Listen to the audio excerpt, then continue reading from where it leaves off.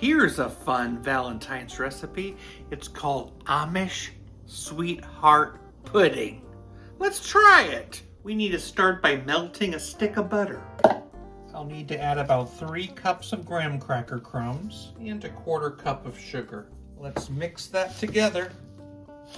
2 cups of that is going to go in the bottom of a baking dish and push it in.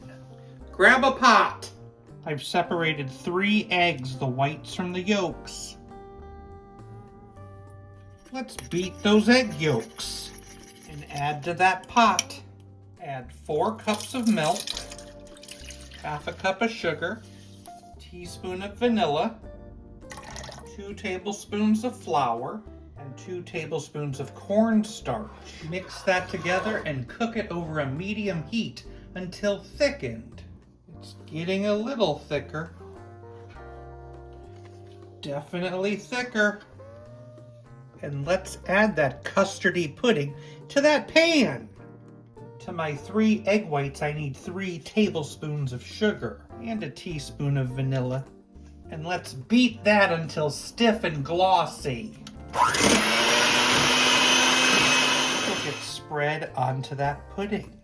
And then you're going to top that with the rest of those graham cracker crumbs. And this is getting baked in the oven at 350 for about 20 minutes.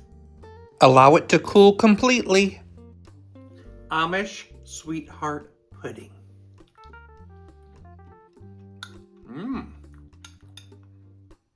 Very tasty. I love that graham cracker a lot. And the vanilla, terrific. I love trying Amish recipes, and I'd be very happy if my sweetheart gave me this for Valentine's Day. I think I'll give it a 6.8 out of 10. Why are my feet so cold on Valentine's Day? Because you came along and knocked my socks off.